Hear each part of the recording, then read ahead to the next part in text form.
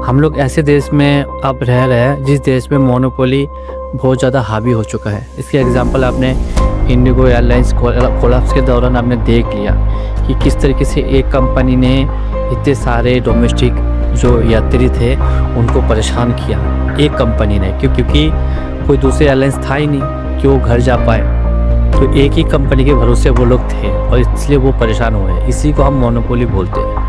कोई भी फील्ड में अगर एक से या दो कंपनी रह जाता है तो उसको मोनोपोली या ड्यूओपोली बोला जाता है। जैसे कि आप डाटा और कॉलिंग के लिए देख लो, एयरटेल और जियो के भरोसे बैठे हुए हो। जिस दिन वो कंपनी कुछ उल्टा सीधा कर दे या वो कंपनी कोलैप्स हो जाए तो आपका कॉलिंग और डाटा के जो होता है ना इंटरनेट, पूरा ठप बैठ जाएगा। चाहे आप ऑनलाइन मार्केटिंग में देख लो, अमेजोन हो गया, फ्लिपकार्ट हो गया, ये दो कंपनी अभी पूरा देश चला रहा है।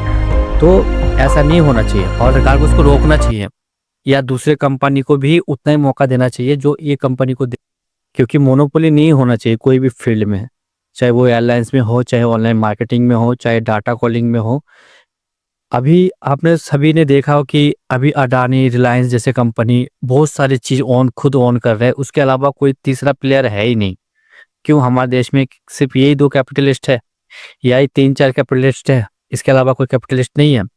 तो इसका ना होना हम लोगों के लिए खतरे की घंटी है। जितना ज़्यादा कंपनी होगा मार्केट के अंदर उतना फ़ायदा कस्टमर को होगा, किसी की मनमानी नहीं होगा। और पूरा मार्केट के अंदर एक ही कंपनी रहेगा या कोई भी चीज़ों में, कोई भी फील्ड में एक कंपनी मोनोपोली के तहत रहेगा तो वो हम लोगों के लिए बहुत नुकसानदायक है। और इसको हम लोगों को डिनाई करना चाहिए, सरकार को इसके लिए बात करनी चाहिए। इनकी लगाम सरकार के हाथों में होना चाहिए, नहीं तो जनता पिस रहा है और आगे भी पिसता रहेगा।